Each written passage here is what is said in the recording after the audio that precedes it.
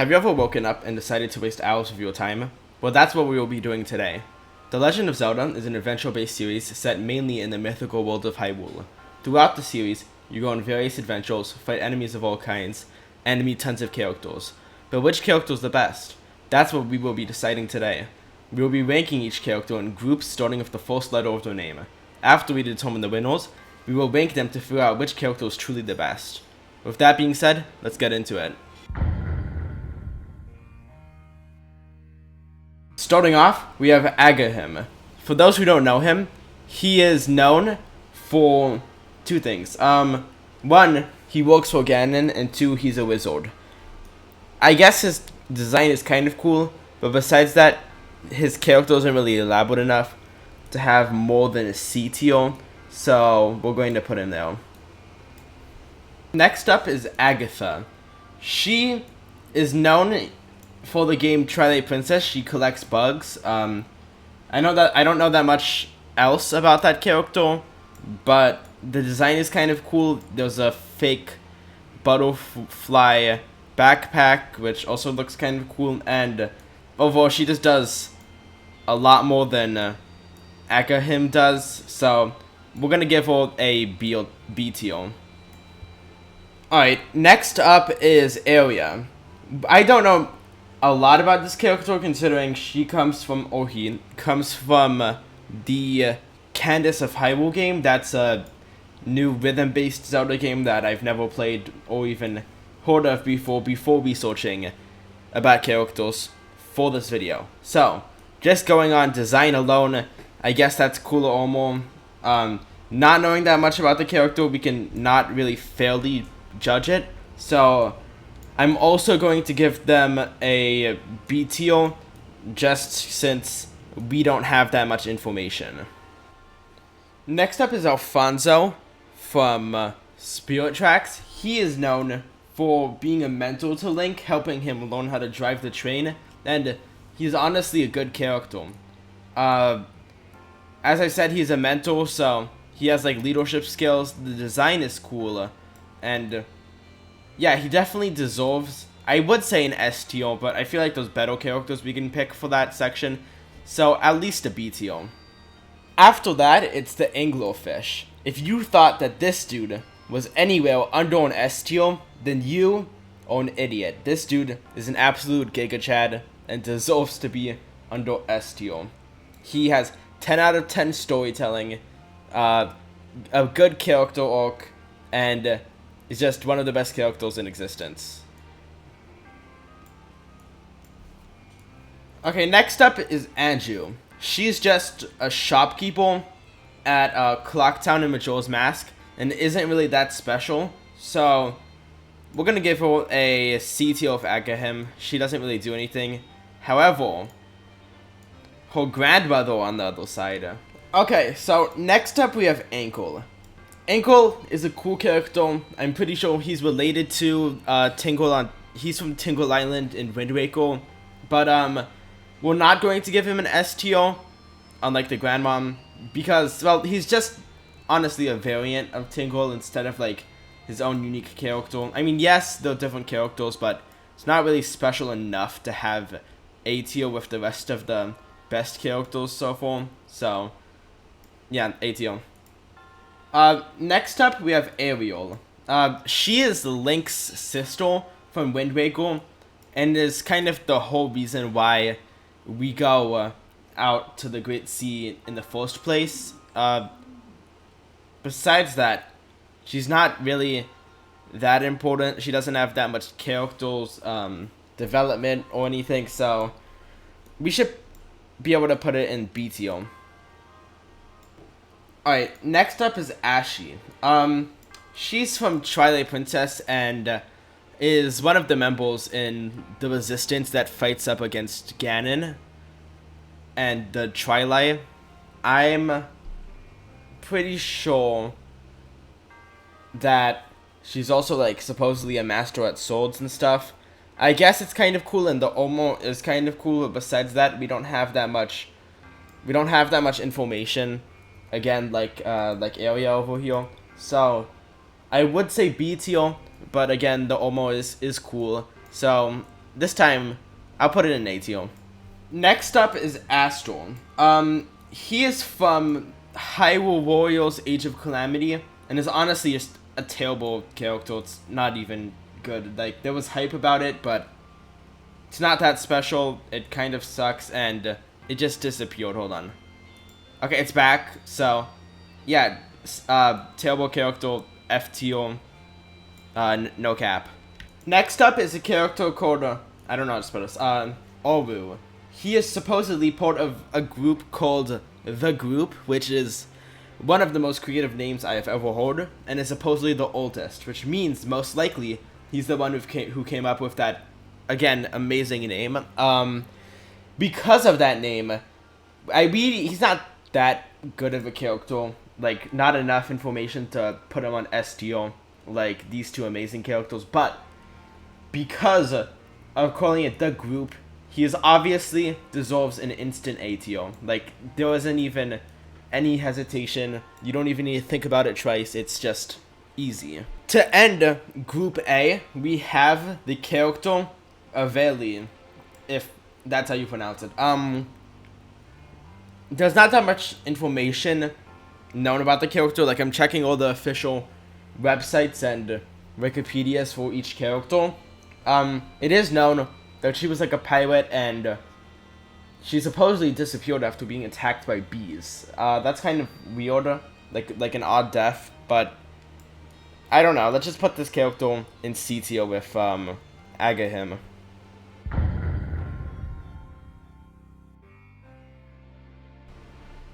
Starting Group B off, we have Beria. I don't know how to pronounce it.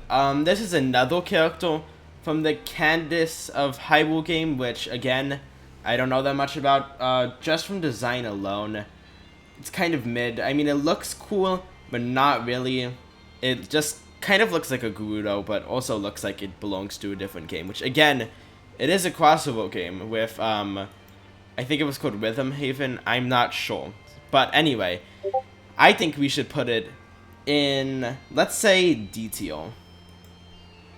Alright, next we have perhaps one of the best characters in the series, Bokol. Now, he assists Tingle in Tingle's spin-off games that was released only for Japan. Again, I don't remember the names of them. I think it was like Tingle's Freshly Picked Ruby Wonderland or something like that. But anyway, I feel like this character is pretty self-explanatory on why it's one of the best characters in the series, and again, yeah, I don't need to explain it further.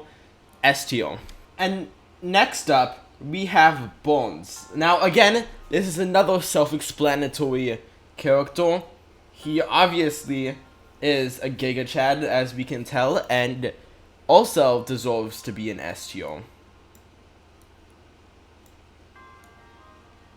Alright, so next is, I think, Beatrix from Skyward Sword. Now, he's famous for collecting gratitude crystals in order to turn back into his human form. Unfortunately, his human form looks basically the same as his demon form. He's just not that well designed. Like, and his side quests are kind of annoying since he keeps demanding more gratitude crystals no matter how much you bring until it's finally enough, which might be around like 200. So he is obviously an instant F tier.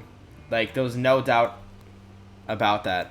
Next up is the battle-tested Guardian. I'm not sure why some enemies were included in the every character list that is on the Nintendo fandom, but the Guardians were.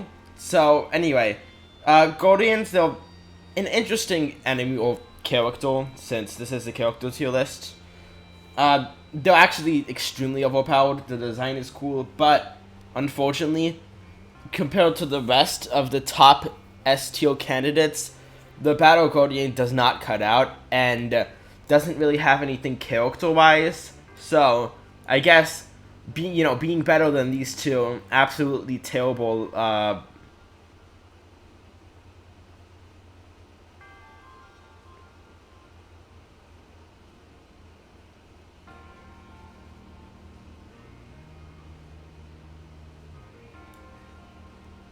Yeah, no, mind. Anyway, I guess it's a B tier.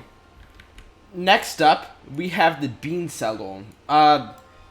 Unlike what the name suggests, he doesn't sell beans, but he actually sells nuclear devices, and because of this, he is obviously an S tier character. I mean, imagine trying to fight Ganon with a sword instead of a device that can actually do damage. Like, this dude is a hero for giving Link those, so instant S tier.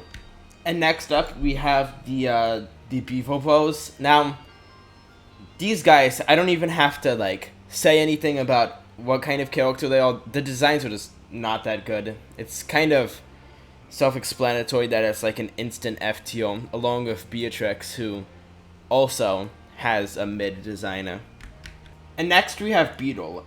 He's in many games, including Wind Waker, Skyward Sword, and Breath of the Wild. He is a shopkeeper who sells us items, and I guess likes beetles. But anyway, he doesn't have that much like character story. His design is good, I guess, but again, he doesn't have that great of a character, and he kind of charges things to be overpriced. So I think this may be a C2 character. After that, we have Bellum. He is the final boss in, I believe it was Phantom Hourglass. He was basically like a mixture of Malice. He created the Phantoms, yeah, like the name suggests. It's basically like a parasite. Again, kind of looks like the Malice from Breath of the Wild because of the eyeballs and stuff. And although it is a boss and doesn't have like that much of a character arc, I feel like it's a cool enough boss to also exist in B tier with the battle tested Guardian. Next up is the Big Octo. He is a mid boss fight in Jabu Jabu, the dungeon in the Jabu Jabu's belly. You have to use a boomerang to defeat him and hit the weak points, and honestly, that's like the only, because it's a mini boss, the only character that we get from it. But the design is cool. Again, it's just like a giant Octorok, so it's not really that special. There is going to be some more giant enemies considered mini bosses, and even a giant Goron later in this video.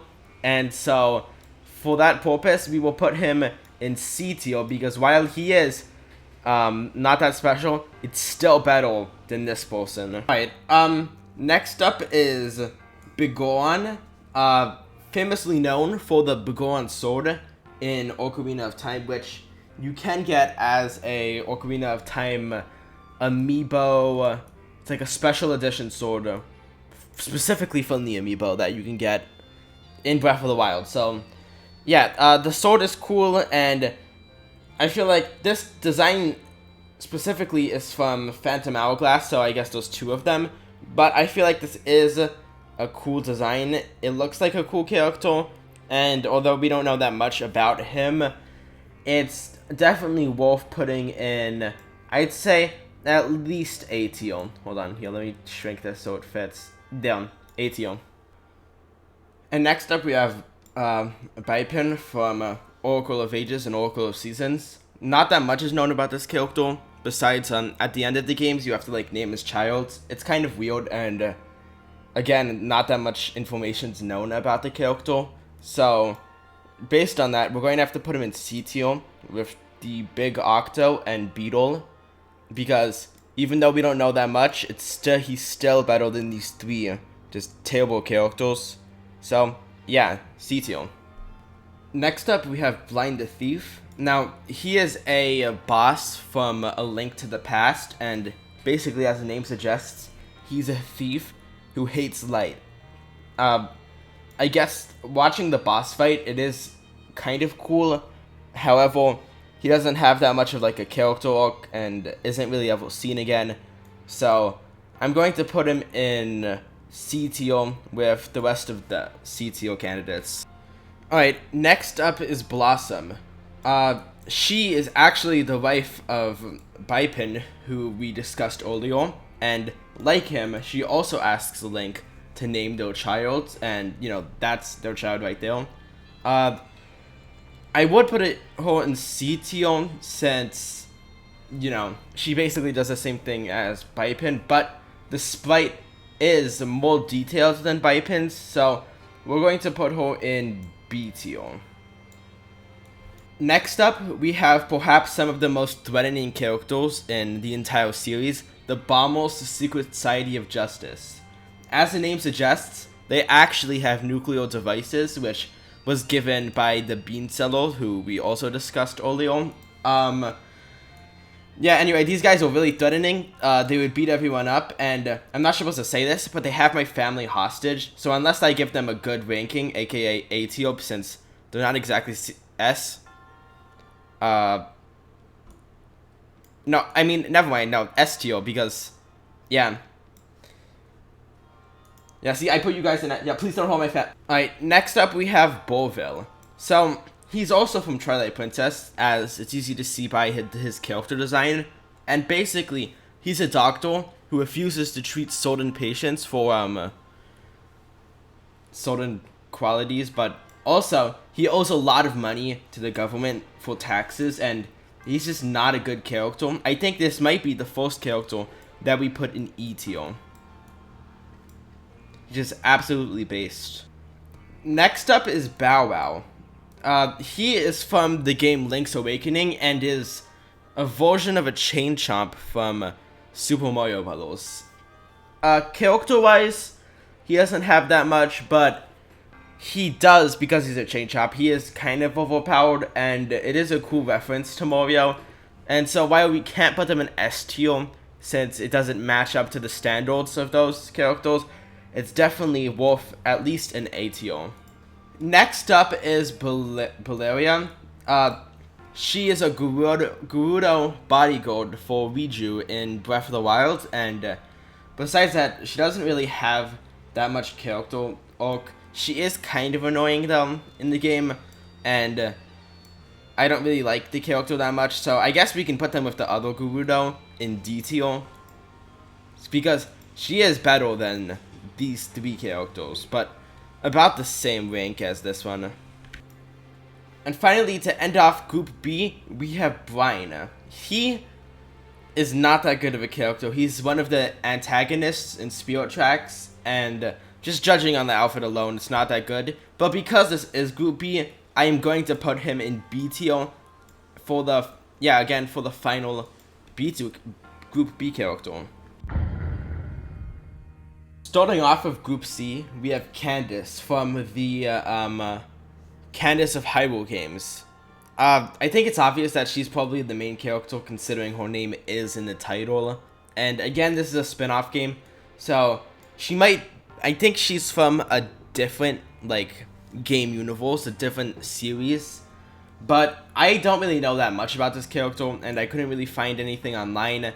So, just going off design alone, I like the blue hat and red tunic. It looks cool, but again, we don't know that much information. So let's start it off by putting it in B tier.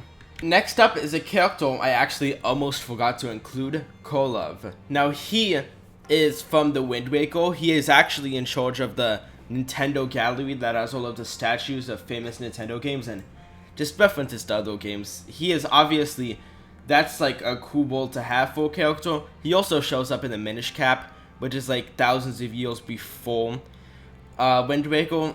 So we can assume that there's two different versions of him, or two different generations are shown. Character-wise, not that much is known about him, but he's not necessarily a bad character, and he does have a cool design, so we'll put him in B tier with Candace. Next up, we have Korok from, I don't know if I'm saying that right, but he is from Link's Adventures, the second one. I also know I didn't say that right. I don't really like this character. The design is just kind of basic. There is a little gold necklace, but it really serves no purpose, and it kind of just looks like a bunch of other characters that we'll see later on. So I'm going to put him in E tier, because while I don't like it that much, it's not necessarily as terrible as some of the characters we've seen previously. So yeah, ETO fits. Next up, we will actually be rating two different groups of characters, the Corpidors and the Champions of Hyrule. Since there are two different groups, these guys showed up in the character list and I just included them. Since it's multiple characters, we have to consider everything. So let's start. For the Champions of Hyrule, they're good characters, they're overpowered, and they play a really huge role in Breath of the Wild, so I'll give them an A tier. And for the Corpidors, these guys kind of look like Hudson from Breath of the Wild a little bit, and well, they play like the same purpose, being Corpidors. As we can see, they're carrying wood, and so I'm not really sure where to put these guys. I think I'll put them in B tier, since they're not necessarily like as thorough and like elaborate as the Champions of Hyrule. So yeah, B tier should be fine for these characters. Next up is Chancellor Cole. He is a surprise villain from Spirit Tracks, who it's one of those characters that like everyone knows he's a villain except for the people who are in charge, and just kind of like, you know, that I want to say that's not the right word, but like that theme, it's like the common theme that certain stories do. Yeah, I mean, he's obviously a villain. Like, look at that face and honestly say he doesn't look suspicious. So anyway, the character design is kind of cool. I don't like it a lot, so I feel like it's not good enough to be in B tier or C tier, but it's definitely better than this character who I already forgot what his name was. So let's put Chancellor Cole in D tier for now.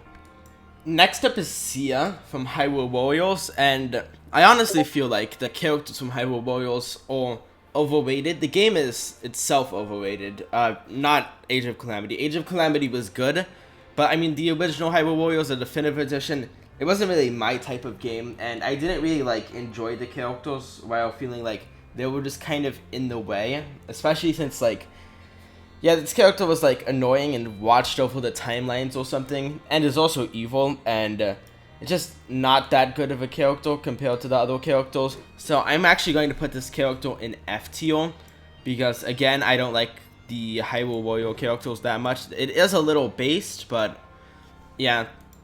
Next up we have Sela from Phantom Hourglass.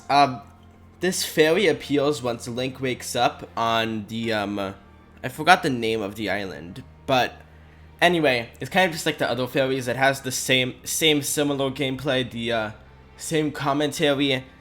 It does appear wherever you put your cursor though. Not cursor, the little pen that comes on the Wii U and the 3DS. That I forgot the name of the stylus. It appeals with the stylus appeals, and so that's also kind of cool.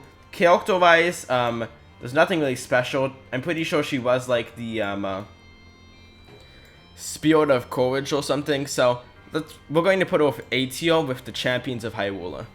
Next up is actually pretty easy, and we can rank them both at the same time. We have Colin and Crazy Tracy. They look kind of similar. This one's from Twilight Princess, and I'm not sure which one this one's from, but I can sum up both of these characters in two words: spoiled and just trash. So we're putting both of these characters in F tier, and we're almost at the end of Group C, and we can tell that there's not that much good characters for Group C. So that's actually surprising. So yeah, F tier. And the final character in Group C is Cyclos. He is from the Wind Waker, and I'm a little biased towards that game, with that being my favorite Zelda game, so those characters are typically going to have a high rating. However, he's kind of annoying. He's just pissed about everything, so he creates cyclones that kind of just get in the way of everyone. And again, his actions are kind of annoying, but his design is kind of cool. So we'll put him in C tier, since there is no other characters filling up that space, and he's not necessarily worse than any of the characters in B tier. And starting off Group D, we're starting off Group D with first Zelda TV show character from the 1980s, Doof. I watched the entire show, and I still don't know that much about this character. The design is kind of funny. His design is cool, I guess, with like the little circle there. I feel like his character, since it is a part of the Zelda TV show, should be in at least B. Like, he's not the best character, but he's also not one of the worst characters. So yeah, B should be appropriate for his character. Next up is Dampy. He's appeared, and he's another reoccurring character in the Zelda series, originally appearing in Link's Awakening, but having appearances in games such as Minish Cap, which, you know, takes place hundreds of years before that. That stuff doesn't really matter. He's like a gravekeeper, and just going on what he does in the Link's Awakening alone, or at least the HD version, he lets you use amiibos and create a dungeon, and I think that's cool. Dampy has a cool character story, even if he's just a gravekeeper NPC, so we're going to give him an A tier. Alright, so next we have Dangoro and Dorbus. The reason why I'm making them both at the same time is because they're both Goans from Twilight Princess. Dangoro is in charge for protecting the hero's bow, while I'm pretty sure Dorbus is like the leader of the Goan in that time. They both have really cool character designs, and honestly, they both are from the same game, explaining why they have a similar style. However, their characters honestly aren't really that developed, so we're gonna have to put them both in C tier. I feel like Dorbus plays a more important role, being the leader of the Goans, so maybe he should go up to be with B tier with Doof. Next up is Dark Link. He is the evil version of Link, as the name suggests. Like, the opposite of light is dark, and Link symbolizes the light in Hyrule, so of course Dark Link symbolizes the dark. He works for Ganon, and he basically just copies all of Link's moves. He has all the same weapons, has the same, like, I want to say strength and tactics, and yeah, it's just like the complete opposite of Link. I think he's a good character, even though there's not that much about the character besides what I just said. I feel like it's also strong enough to be in B tier, with Doof and the other Gohan. Next up, we have Darknut from Twilight Princess. It's basically just a soldier enemy that has a shield and a sword. It's not really that special. It doesn't really have like any unique character elements or even any unique storytelling. It's just a filler enemy, which, again, some enemies showed up in the character list, some did not. That's kind of weird, but we're going to put him in E tier because he's kind of not that good. He's also not terrible, so not necessarily F tier, but yeah. Next up is Domani, Daruk, and Darunia. I put all three of these together because they all are connected somewhat. First of all, Domani is the ghost of like one of the Goron leaders in Majora's Mask, and it was pretty helpful. Being a ghost, he's not that powerful since, you know, he can't really do anything. He relies on Link to help, so we're going to put him in C tier. Darunia, I'm pretty sure he was one of the leaders from Ocarina of Time, and he's also kind of powerful. So I think I'm going to put him in B tier with that leader from from Twilight Princess. And Daruk is one of the champions from the one of the champions in Breath of the Wild. He's connected to both Darunia and Domani through the Goron City, which has both of those Goron's faces carved onto the rock, and so they're all connected in some way. Daruk is most likely the most powerful out of them all, having the shield when he clamps his fists together. Unfortunately, he's not an S tier character necessarily. He is, however, worthy of being placed with the A tier characters. Next up is Death Hand. He is a mini boss in Ocarina of Time, and is one of the reasons why is one of the most controversial. I'd say enemies in Ocarina of Time, causing some problems with parents about the game not being rated M due to the blood, and apparently this was scary for some people. I don't see how that was. I mean, maybe if you were playing it for the first time and were like under the age of 5, but I'm not really sure where to place the character. Again, it's just a mini boss who doesn't have any much unique things. I think I'm going to place Death Hand in D tier.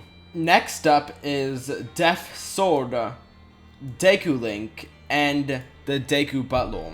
I'm placing them all together because they all have like a similar theme of death, wherein I guess just depression. These two are from Majora's Mask, where Death Sword is from Twilight Princess, and honestly, I do not like Death Sword. You need to be in the Wolf Link form to even be able to see him. Besides that, it's just the sword, and that's not really that well of a character, that like good of a character, so I'm putting him in F tier.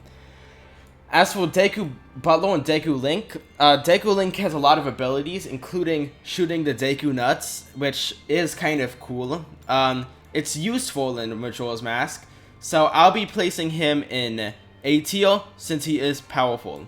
Deku Butler, I don't really like this character. He kind of looks like Mickey Mouse with the bushes and just doesn't look that good. I'm going to be placing him in D tier with the Death Hand. Next up is the Deku King. He's also from Majora's Mask, and I just don't really understand how he's necessarily special.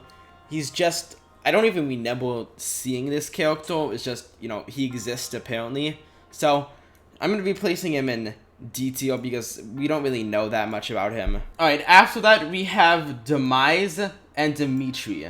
I will be talking about Demise first. He is the final villain in Skyward Sword, originally showing up as the Imprisoned. He's basically like the one that Goddess Hylia was fighting, and so basically he was beating everyone, including the people who made Hyrule. So that's how powerful he is.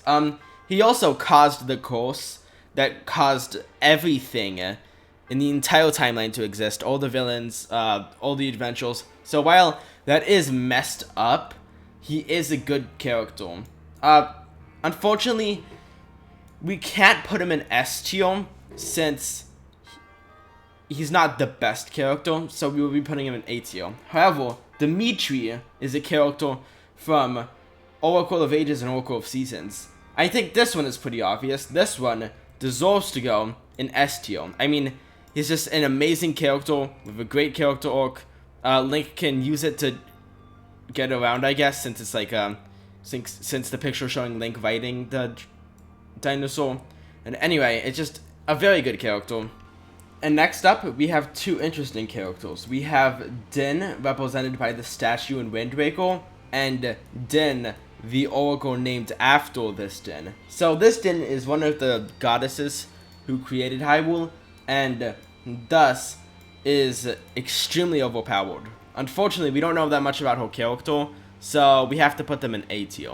The Din Oracle, I don't like this character as much. She's from Oracle of Ages and Oracle of Seasons, as, you know, the name suggests, the Oracle part. But, yeah, not that much is known. I don't really like the design that much, so we're going to give her B tier, since it's not terrible, and she too is also overpowered, being able to control, like the name of the game suggests, the seasons. And next up, we have the Dino Force from Twilight Princess. They also appear in Majora's Mask, but are weaker in that version. And so apparently, they're just common enemies that, well, in Twilight Princess, you can find them in the Gerudo grounds. And I guess the design of these characters were kind of cool.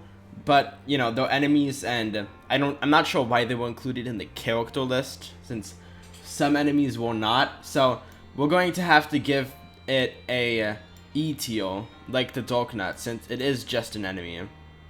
So I'm just going to shrink it down, and there, it fits. And finally, we have Dr. Pura from Breath of the Wild and Age of Calamity.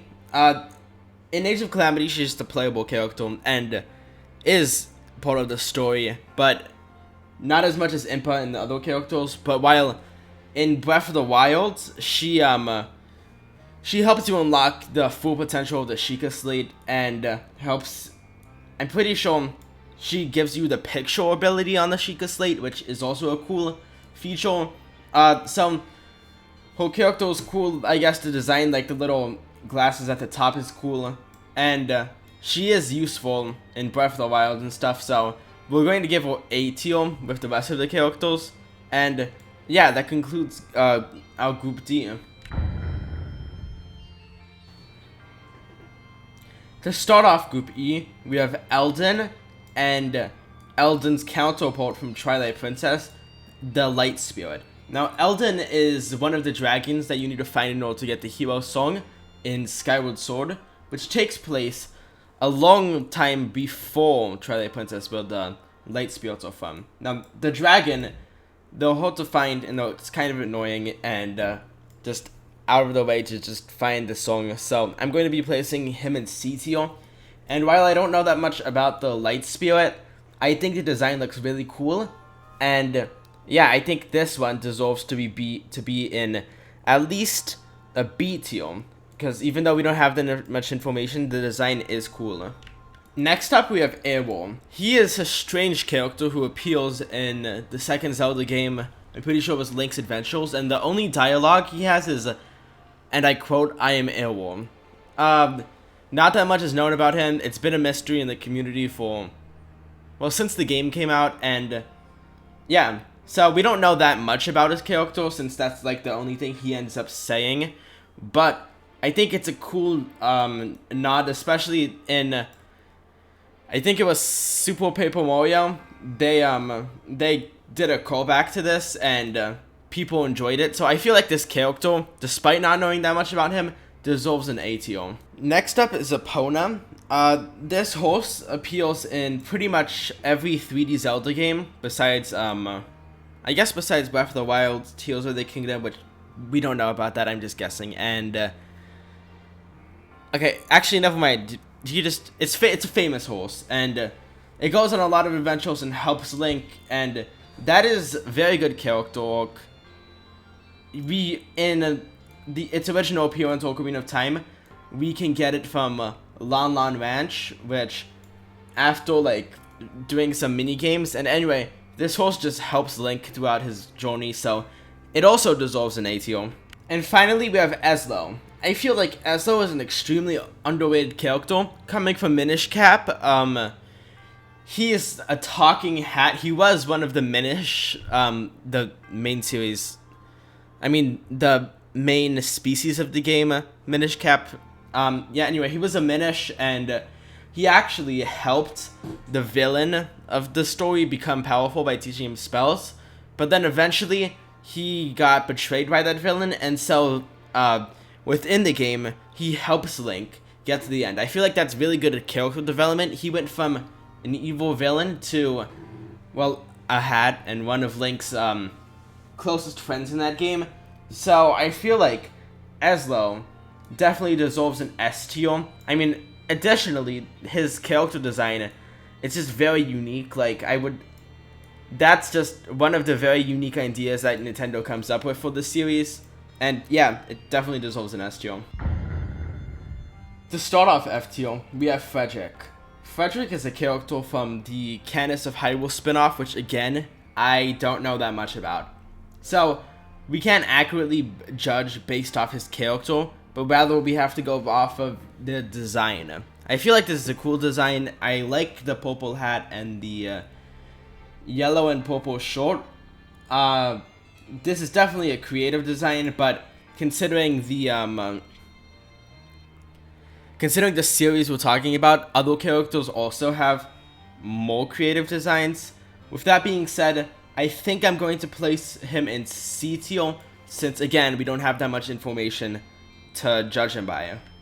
Next up is another character from the Candace of Hyrule spin-off called Fate. I do not really like this character. It kind of looks like they tried to go for a similar theme of Impa from the Breath of the Wild games, but they had like these weird blue lines. I'm not sure if that's supposed to be hail, or like it seems like she's knitting using her hair. That's just, the design is kind of basic compared to like Frederick, and again, as we can see down there's just designs that are a lot better than this one. But again, we don't have enough information to judge these characters. So since the design is a little worse than Frederick, I'm just going to put Fate down in D tier. Okay, next up we have Fado from Ocarina of Time and Fado from Wind Waker. This is interesting because they're both from the same race, and apparently, according to the lore of Wind Waker, they both existed at the same time since he existed before the Great Flood. The problem is they're not the same character. I looked into it, and they've never been considered to be the same character. This dude's like a ghost, so it would make sense if he was somehow the ghost of this Fado. But no, they're two different characters.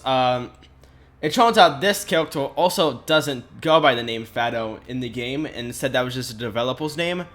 So, anyway, this dude I know because I beat Wind Waker many times. I guess he was cool. He had a cool character arc and story. I thought that he might have been the hero of time, but that was before like I learned more about what the Zelda games were. So, this dude I feel like is an A tier, while this Fado should be a C tier. Alright, next up we have the character simply titled Fairy. I feel like this represents every fairy in the game, and in the past we've given the fairies a C to A tier scale, but this is considering the power of every fairy, including the Spirit of Courage, Spirit of Power, and Spirit of Wisdom fairies, or at least those traits represented by the fairies in Phantom Hourglass. And so I feel like power-wise and character-wise, the fairies also deserve an A tier. Again, they're not quite S tier standard quality like the grandmother from earlier or the Orbocle, but yeah, no, A tier should be appropriate for these characters. Next up is the Pharaon Dragon in Skyward Sword, who represents the water element, and the Pharaon Light Spirit from Twilight Princess. This is similar to the Elden variants that we saw earlier, in which I feel like the dragon doesn't do that good of a job, and the Light Spirit definitely has a cooler like design, but again, the dragon just is kind of annoying, and the Light Spirit, the only thing we have about them is design. This specific, the Pharaon Light Spirit, I really like this design. I feel like while the character, there's not that much information about the character itself, I think the design purely based on the design gives him a B tier, and I feel like the dragon, I do not like this design. Like compared to the other ones and the one that we'll be seeing later, I feel like this is probably one of the worst dragon designs in Skyward Sword, and so I'm going to be giving him F tier. Next up, we have Furore the Oracle and Furore the Goddess. Again, this is similar to the other situation where it's the Oracle from Oracle of Ages and Oracle of Seasons. Not that powerful, kind of annoying. Once again, looks like Mickey Mouse versus the so I'm gonna pause before I get there. Let's put this Furore in B tier since the design on the dress is cool. Anyway, this one, again, this is one of the goddesses that made Hyrule, so obviously very overpowered. Again, not that much about the character itself is known to give it an S tier, so we're going to have to be giving her a tier. Next up, we have Fi and Fierce Deity. The reason why I'm pairing these two together is because they're both extremely powerful. We will start with Fi. She was one of the main characters in Skyward Sword. She lives inside the Master Sword and has been there the entire time. That's what the blue glow was that was talking to Link in later Zelda. In Breath of the Wild, during the memories, that's what she was still in the Master Sword. We don't know what happens to her character in Tears of the Kingdom, considering the Master Sword breaks. But this is a very good character. So we will be putting her in A tier. Again, although we know a lot about her character, there are still better candidates for the S tier. Since, you know, like Borko, really pretty much no characters live up to those standards. There's very few characters that can reach that high. Next is Fierce Didi, who you get a Majora's Mask for getting the Fierce Didi mask. He looks like Adult Link and has, I want to say super strength, but that's not the right word. I'm pretty sure it's like extra attack or something. His sword is cool, the design is also very cool, and so he is extremely overpowered. And this is one of the real characters that I like enough to put in S tier. Next up is Flail Dancer. I don't like this character because the word flail insinuates that there's a fire, which is also paired by the fire all over the body. Now this is bad because fires can cost to people getting hurt, okay? And so, Flail Dancer is saying that people getting hurt is okay, right? And so because of this, we have to pretend he doesn't exist, and that's why Flail Dancer is an F tier character. That is truly a terrible thing to want to think about, and I am ashamed of Nintendo for promoting violence. Next up is one of the 4 giants from Majora's Mask, who's actually hiding behind the Fireblight Ganon. You know, why don't we just tuck him out of here? Oh, why were you hiding? Oh, is it because your character is absolute trash? Yeah, that's right. This character sucks, and it's just very bad, and obviously deserves an F tier. No cap. I do not need to explain it further, just absolutely terrible. Next up, we have Fireblight Ganon and Faison. So these are both from Breath of the Wild. Faison is one of the residents at Terrytown, and Fireblight Ganon is, as the name suggests, one of the variants of Ganon that you encounter in the Divine Beast at the volcano. The reason why I associate these together, especially these two with fire, is because they're burning pieces of trash. They both suck, and they also both deserve to be an F tier. Faison, I guess Faison isn't as bad. He's not as annoying, so we'll put him in E tier. But yeah, they're both terrible, kind of. So yeah, that's it. Finally, to end Group F, we have Fire. That's not how you pronounce the name. It's F-Y-E-R, not Fire. I can't really pronounce it that well, but anyway, this is a good character. He kind of looks like that guy who goes outside of my school and gives children free candy. Unfortunately, I think the children switched schools because I haven't been able to ask them if the candy was good or not. But if he's the kind of guy like that, then we all know he's chill, and he definitely deserves to be an F tier. As we can also see, he has a bullet bill on his jacket arm, and so that's also like a nod to the Mario series, and so yeah, instant S tier. To start off Group G, we have the character simply titled Gord.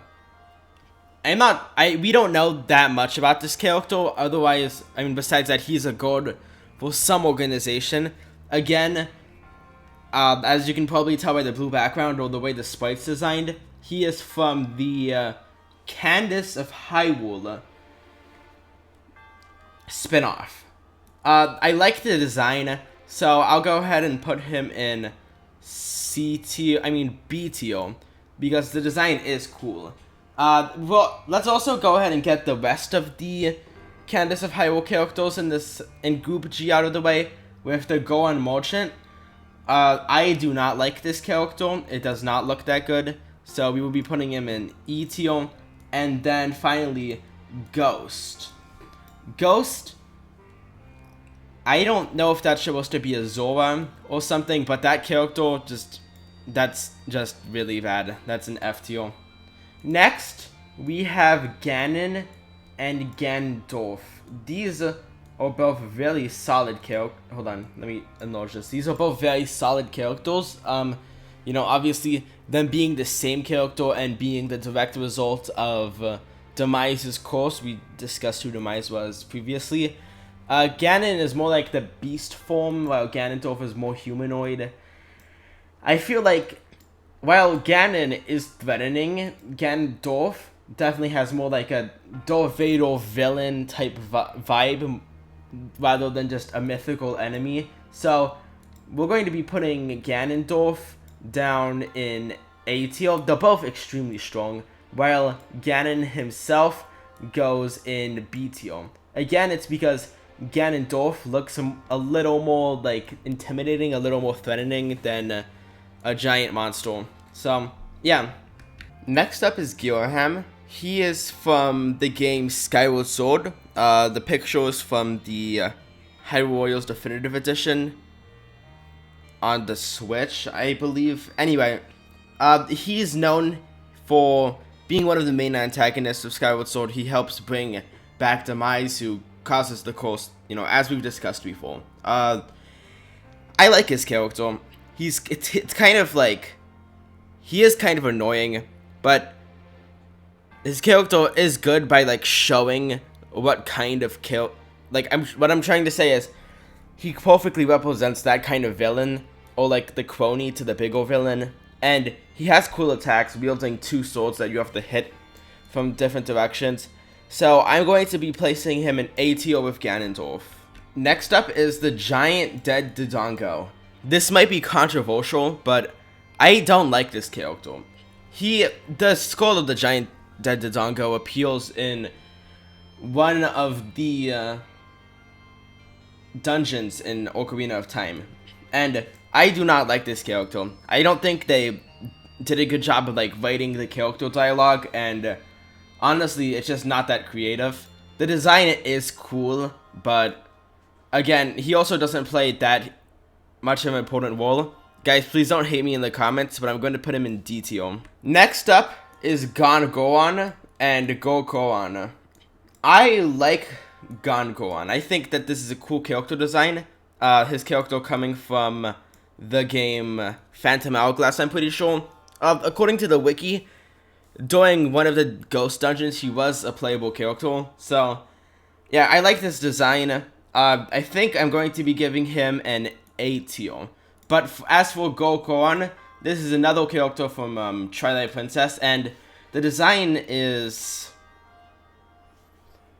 not that good. I think I'm going to be placing him in C tier because the design, or I mean at least D tier, because he has to at least be the same rank as the giant dead Go-Gohan as we went over earlier on. Next up is Go-Ibzo. He's the third most important Elder in Skyward Sword. I mean, in Twilight Princess, and his design is a lot better than this one's design, who I've already forgotten his name. I think it was Go-Gohan. Anyway, yeah, his design is a lot better. Again, he's the third most important Elder, so he's not that like special compared to other characters. So we're going to be putting him in C tier. Next up is Goria and Goko. Let's start with Goko. He is one of the Gohans who's actually from Skyward Sword. He goes around and basically you have to find all of the, I think it was like Hylian cubes or something, and you have to use the Skyward Strike on them in order to unlock chests and stuff. And I like the character design. It's probably one of my favorites out of all of them. Gohans so far, besides this one. So we're going to be putting him in A tier. Alright, after that we have Goria. He is like a wolf-like enemy who uses a boomerang. I'm pretty sure he's from the original Zelda game, and yeah, I like the design, but again, it's just an enemy. We don't have that much about his character, so we will be also putting him in A tier.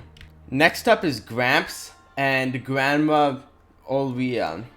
I couldn't find that much about these characters, but I like both of their character designs, with Gramps kind of looking like an old version of Link, and this one is, just pixelated, so it's not that detailed. I do like the orange dress though. So starting with her, I think we're going to be putting her around the C tier, but as I said, I like the design for Gramps, so let's put him in B tier. Next up is the Great Fairies and the Great Deku Tree. Both of them are extremely famous, showing up in numerous Zelda games and helping Link along the way. Within pretty much every 3D Zelda game, the Great Fairies exist. They help Link heal up, get more heart points, and in Breath of the Wild, upgrade armor. So these characters are pretty useful, so I will be placing them in A tier. After that, we have the Great Deku Tree, who is famous for guiding Link through Ocarina of Time, and in Wind Waker, he exists on like this weird tree island. I don't remember that much about him, but I'm pretty sure that's where you get the Deku leaf from. And the Great Deku Tree also exists in Breath of the Wild, helping Link get the Master Sword. So I feel like he's also helpful. Not as helpful as the Great Fairies, but helpful enough to be in B tier. Next up is Grog and Grayson. Grog appears in Ocarina of Time as a punk rock character who only shows up during the nighttime while Link is still in his young Link form. He does appear in Majora's Mask, but just to take care of the cuckoos that live there. It's explained later on that he got thrown into a Stalfos, so this character kind of just doesn't end up that well. I do not like the design that much. It's kind of just lazy, and I think it deserves a D tier. After that, we have Grayson, who is one of the members and residents of Terrytown. He helps build things, as we can see from his builder hat, and he is a cool character. We have to go to the volcano and find him mining, and then I'm pretty sure at like a right time we can ask him to go to Terrytown. And so I like his character. It's not quite an A tier character, but it's definitely a B tier. Next up is Groose. He is one of the spoiled rich kid stereotype characters in Skyward Sword. He's extremely rude to Link, but later on in the story, he starts to become nice to Link. He actually helps out. He goes to protect the Impa, or the old lady, in the temple of in the sealed grounds temple. And so I feel like his character definitely has a good character arc. He evolves from a very bratty character to like a better person, and his dialogue is cool. He especially like the Goosinator 3000 or whatever. So I feel like, again, it's not S tier quality, but it's definitely at least A tier quality. It's like one of the good characters in Skyward Sword. Next up is the Guardian Scout and just the normal Guardian, both from Breath of the Wild, but can also be seen in Age of Calamity and possibly Tears of the Kingdom. Again, we don't know that yet. For the sake of following what we chose previously, we previously ranked the battle-tested Guardian as B tier, so we're going to have to be ranking the normal Guardian as a B tier as well. However, the Guardian Scout, I like these characters. It's just they have a really unique design, like compared to the other Guardians, and quite honestly, the major test of strength ones can actually be a little scary. So I think we're going to give these ones a tier. Next up is Gully from A Link Between Worlds. Honestly, it says that his design was based off the Flute Boy from A Link to the Past, but he just looks like a ripoff of Link. He wakes Link up at the beginning of the game and is kind of like the introduction character, but he does get kidnapped by Yuga, a character we'll see much later on in this video, and trapped in a painting, and yeah, so he ends up like dying basically. And so anyway, this character design is fine. It kind of just looks like a variation of Link, possibly. So we're going to be putting him in C tier. There's nothing that special about this character. So yeah, C tier should be appropriate. And finally, to end off Group G, we have Goro Goro. He's in Ocarina of Time, Majora's Mask, I think, and Oracle of Seasons, with the artwork of him being Oracle of Seasons. He's known for playing the Song of Storms on his backpacked instrument, and teaches Link it, and as I've said, his character is important since it's a reoccurring character, so I feel like this character also deserves A tier.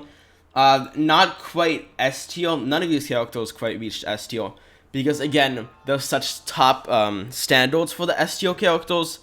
So yeah, A tier should be appropriate for him since we can't give him any higher rank. To start off Group H, we have the Happy Mask Salesman. He appears in Majora's Mask, and as the title of the game suggests, you need to bring Majora's Mask back to him in order to retrieve your human form. He's sort of like one of the characters that pushes you on your journey to find Majora's Mask, and I like the Mario mask he has on his back. Unfortunately, character-wise, there's not that special. I do like the design on the costume, so I will be giving him an A tier. Next up is Heartbringer Ganon, or Hairbringer Ganon. It's the malice-possessed Terraco, a character we'll cover later, who exists in the Breath of the Wild timeline. He time travels back to before Ganon was even present to help, I guess, help his plan succeed better than it did in Breath of the Wild. This doesn't end up actually happening, but I really like this character design, and this is also an A tier character. Unfortunately, it's not S tier quality. If it was, we would definitely be putting him in S tier though. Next up is Hearth and the Hero's Shade. We'll start with Hero's Shade. He's supposedly the spirit of Link from Ocarina of Time, and he guides the Twilight Princess's Link and teaches him skills that he needs to know later on. He also appears as a wolf, which is kind of strange, like just a light wolf, which I guess makes sense considering the reputation or the story of the character Link. Anyway, his character definitely is powerful, and I do like the design, so I'll be putting him in A tier. Next up is Hearth, who also appears in Breath of the Wild. I do not like this character that much. He's supposed to be like Rivali's descendant, and you eventually give him, I mean, he helps you take down the Divine Beast, but again, I don't like the character design that much, so it's not terrible, so we'll be putting him in B tier. Next up is Hestu, a Red Hynix, and Hudson. Let's start with Hudson. As I said, he looks like the Corpidors from Group C. I like his character. He's the founder of Terrytown. They should have called it Hudson Town or like Hudsonville, something like that, since Terrytown doesn't really match his name. But anyway, I like his character. It's definitely a wolf and A tier.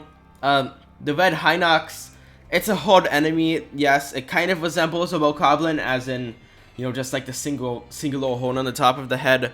But besides that, these enemies are just kind of annoying in my opinion. So I'll be putting him in C tier. Finally, we have Hestu. I believe this sprite is Hestu from Age of Calamity. He originates in Breath of the Wild, and he helps you unlock more inventory space. But if you get him, because by trading him Korok seeds, but if you find all the Korok seeds, he kind of just gives you like a golden piece of his like you know. Anyway, I feel like that was just kind of rude, so we're going to be giving Hestu an F tier. Yeah. Next up is the goddess Hylia, and oh, why are you running away? No, get back here. Okay, Hylia is a terrible character. She was entrusted by the three gods who made Hyrule. She made Skyloft and the Hylians, but she almost died and almost lost to a buff demon person, Demise, who we talked about earlier. And she should have, being a goddess with all this power, been able to easily take care of all of them. Like, she literally has, like, a sword, and, like, basically what I'm trying to say is she literally had, like, infinite power to take care of Demise instantly and not cause the entire D of Hyrule, like, for eternity to be cursed and people to die. But she messed up, and so we're also going to be giving her F tier. That was also the last Group H character, so, yeah. First up, for Group I, we have Igus du Icana. Now, this character, there's practically no information about him online, besides the fact that he was a king. So, just taking that fact into account, we have to give him a B tier, because I do like his character design. But, again, there's not that much information about him. Next up is Ilia and Impa. This is a picture of Impa from Age of Calamity. She's a little more useful than the Impa in Breath of the Wild, having the 2 daggers. I like the design of this character and like the hat, so I feel like this character should deserve an A tier. As for Ilia from Twilight Princess, she's a close friend of Link and is really fond of his horse Epona. I'm not sure if I like the design of this character, so I think I'll be putting her in C tier. Next up is Ingo. He resembles Luigi from the Mario Bros. Series, and he tries to take Lon Lon Ranch away. At one point, I'm pretty sure he kidnaps Link, and you have to use Epona to escape. I do not like this character. It is solely out of the fact that he looks like Luigi that we will give for him a D tier rather than an E tier. Finally, to end off Group I, we have Irina. She's a character from A Link Between Worlds who also befriends Link. She also gets kidnapped and turned into a painting by Yuga. Again, a character we will go over in Group Y, which should be around 10 to 20 minutes after this group. Even like 30 minutes would make sense. If it's any longer than that, that would be a long time. That would mean that I'd have to talk about each and every character separately and individually for a very long period of time, as I am currently doing. So as I'm currently doing, I am stalling and wasting time talking about this character. And yeah, anyway, the design of this character is cool, but I don't really like the character that much. I think she doesn't deserve a E tier. Like, she's not that terrible of a character. I feel like C tier would also be appropriate for this character. So yeah. And starting off Group J, we have Just Your Dad. Oh wait, there's something wrong. Oh, what is it? Oh, there's no milk in the fridge, and we're out of them. Well, what do we do? Oh, I see. Alright, so guys, good news. Your dad is going to go get milk from the grocery store, so he'll be right back. You know, I am kind of hungry, so I wonder what we have in the fridge. Wait a minute. First off, we have Kaepora Gaebora. He is an owl from the Ocarina of Time game, and he is known for being incredibly annoying. It's just, like, stereotypically, not stereotypically, that's the wrong word.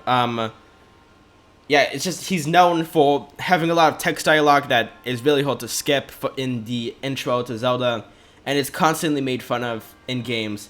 With this being said, I do like his design a little bit. It kind of looks like the owl character, which we'll be seeing later, at least, you know, in the pose he's in, standing on a branch.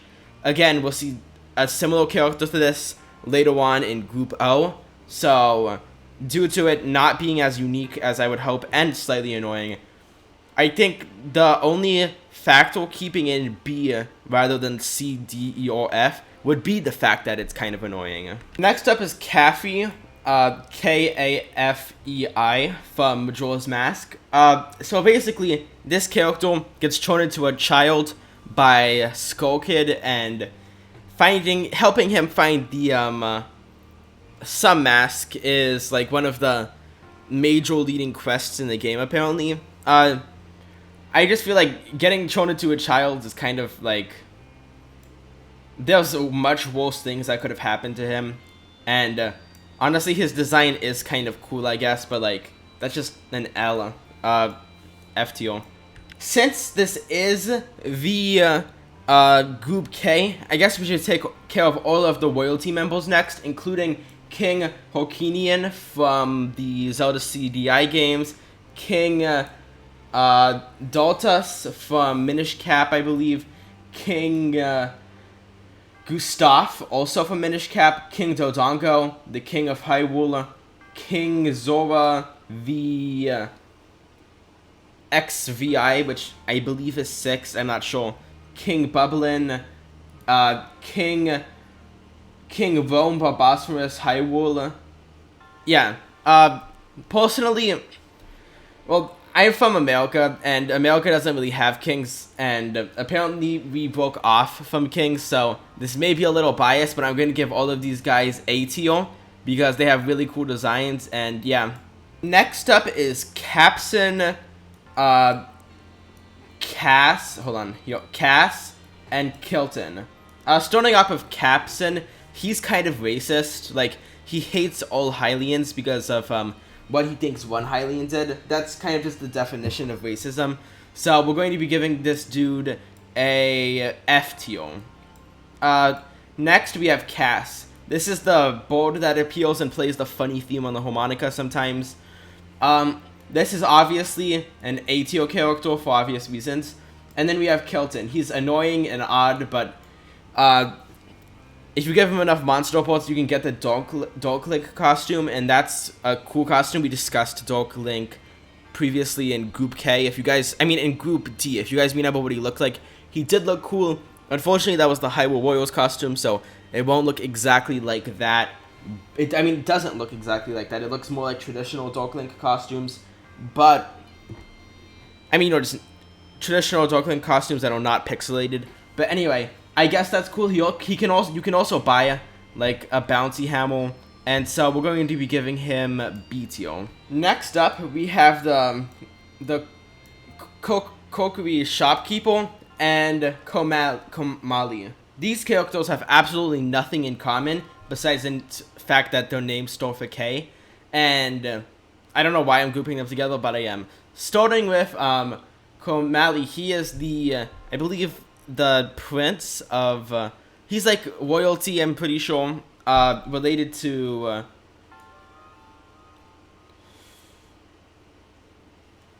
I forgot the name of that character, but anyway, we'll see them later, unless we've already gone over them, in which I'll probably mention him. But anyway, I like his design, so we're going to be giving him a B tier. As for the Kokiri shopkeeper, I again can't pronounce that right. His design is basic and kind of cringe, so we're going to be giving him a E tier. Next up is Kukiel, Kukiel. She is Beatrix's only friend, the demon Skyward Sword person who we discussed in Group B. But since we gave him F tier, we're going to have to give her F tier too. It's only fair that they have the same tier. And finally, to end off Group K, we have Koteki and Koumi. I, again, don't know how to pronounce these names. This one, as the hail suggests, is responsible for controlling ice, while this one's responsible for controlling fire. I will go ahead and merge these pictures together so they make sense. There. So, now this should make a little more sense since they are from the same image. Both of these characters, they come together to form Twin Rover, which, like, it's a character we'll discuss later. It's basically the merged version of these two characters. I like the design, kind of, but then again, it's not as good as the other ones. So we will be putting them in D tier. To start off Group L, we have two kind of bad characters. Sia from Hyrule Warriors and Lady Maud from, I think it was Triforce Heroes. Yeah. So let's start with Lady Maud. She's the final boss. She kidnapped Princess Stylia, a character who we will go in detail much later on in this video in Group P. Wait. Yeah, in Group P. Anyway, this character is kind of bad and just, yeah, not that good. The design is kind of cringe and just a bad boss fight. However, she does have cats, and she's one of the only characters ever in existence in Zelda games to own a cat, or to even ever see a cat that's not like some variation of a cat. So we will be putting them in B tier. Next is Sia, a character from Hyrule Warriors, and again, the Hyrule Warrior characters are just not that good, so F tier. Next up, we have the Lanayru Dragon and the Lanayru Light Spirit. The Lanayru Dragon lives in the Lanayru Desert from Skyward Sword, and he's cool. You can do challenges for him to get the Hylian Shield, and that's actually like really good. It's one of the best shield. It's actually the best shield in the game. So we will be giving him B tier with Lady Mod. As for the Light Spirit, this is perhaps one of the best and weirdest Light Spirits we've had so far. Unfortunately, again, it's not S tier quality, so we will be giving them A tier. Next up, we have the LD301N Skipper. I like this character. He doesn't really do that much though, so we're going to be giving him C tier. And also, however, it turns out I was wrong about the Lanayru Light Spirit. This is the actual Lanayru Light Spirit, while this is just a combination of all the Light Spirits in general. If we're going with power, all the Lanayru Light Spirits in general, keep its A. Just this one on its own, it can't match up to all of the Lanayru Light Spirits, so we're also going to have to be giving it C tier, since its power has worsened since the Lanayru Dragon's time in Skyward Sword. Next up is Loruto, who is the Sage of Earth in Wind Waker. I like this design, although there are no Zoras in Wind Waker, so that's pretty interesting. Because, you know, they evolve into the Rito. Anyway, again, I like this design. I feel like that's also a cool instrument, a cool helmet. I don't know when this character exists in terms of timelines, so we're going to be giving him a B tier. Next is Levias from Skyward Sword. He looks like the Great Windfish, or just the Windfish, either one of those two. He is kind of cool, and his head looks like the top of a panini. And so we're going to be giving this character A tier. And after that, we have Link. And Link is, you know, the main protagonist of the Zelda series. I feel like it would be unfair not to give him an S tier. He kind of does everything. And then after that is Linkola from the Hyrule Warrior games, who is kind of the female version of Link, who she thinks that she's Link, but isn't really, and has a terrible sense of directions. She does have the Link's crossbow training crossbows, so we will be giving her a C tier. And then after that, we have Ludwig, who is cool. He's kind of annoying. He kind of acts like Squidward from SpongeBob, but his design is cool, and he does end up being really good. So we're going to be giving him B tier. Next up is Link's grandma, who comes from Wind Waker, and by going back to her with an empty bottle, you can get Grandma's Soup, which is an incredibly helpful incredibly helpful item to have, especially for boss fights, and especially for the Ganondorf boss fight at the end of the game. So this character is really cool. We will be giving her an A tier.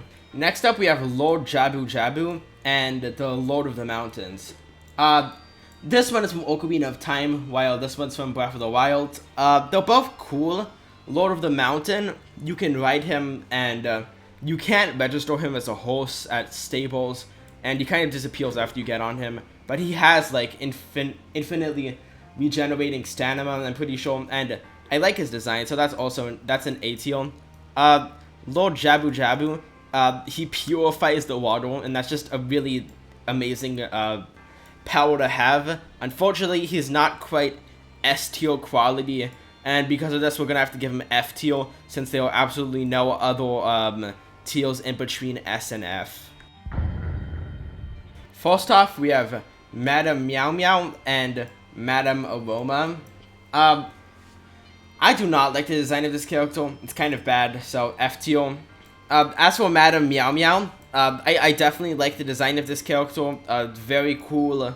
The name is also very cool, and I'm totally not biased about this. So this is obviously an S tier character. Next up, we have Melon from the Candace of Hyrule's games. I don't know, these guys are just kind of cringe, so F tier also. And then we have Goron. This is a really big Goron, and I like this character, so we're going to be giving him A tier. After that, we have the Running Man, who's also from hold on. It's I think it was Ocarina of Time, and his character model is in Super Mario Sunshine underneath like a costume, and so because of this, he also deserves to be an A tier. He's in like 2 different game franchises. I don't know what I just... Okay, there, so... Yeah. Next, we have Majora's Mask. It should be Majora. I don't know why it's just like the mask item, but I like this character and I love the design, so it's also A tier. Yeah.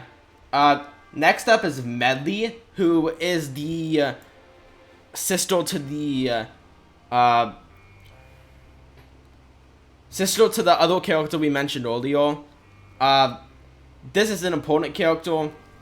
In Wind Waker, you have to save her from the Dragon Valoo in Dragon Roost Island, which, you know, that's where they get the name from. The design is cool. It's not as cool as these 3, so I'm going to be giving him her B tier. After that, we have Midna, who is... The design is also cool, and it is from Twilight Princess, and yeah, this design is better than the alternative design, but it's still not as good as the other ones, so we'll be giving Midna C tier. After that, we have the Moon from Majora's Mask, and this is just a really amazing character, so we will be giving the Moon S tier. Next up, we have the Miami children, who kind of look like the super sea snails from Splatoon. And likewise, we have the... Hold on, I don't know what I just... There, okay. Likewise, we also have Mother Miami... I don't know how to say it. This one, the design is kind of bad, so we're going to give him a detail. They kind of look like an Octorok. However, the super sea snail, this is a really good design and deserves an A tier. Yeah. After that, we have Monk Mask Kasha, or I don't really know how to say that one either. This is a character from Breath of the Wild who is also appears in Age of Calamity, I'm pretty sure. And this is a really strong character. It's the fifth and final Divine Beast, which you get from the Breath of the Wild expansion pass. You have to fight him. It's hard, but you can distract him using bananas. That's not the point. The point is, it's a good character. The blue flames might have something to do with Tears of the Kingdom. It might not. But I like this character. We will also be giving him B tier. Next up is Makor from the game Wind Waker. He is the Wind Sage, and of course is also a Korok. Unfortunately, the dungeon associated with him is incredibly annoying, and I just do not like it at all. So the character itself is fine though, but because of that dungeon, we're going to have to give him C tier. After that, we have Maladus, the main antagonist for Spirit Tracks, I believe. He is he's kind of like Ganon. He might be like, his existence may or may not be related to Demise's course. That is up for interpretation. He kind of tries to possess Zelda, which is kind of weird. His character doesn't really look like this. He's kind of like a rip-off Ganon. And he's not scary at all, so F tier.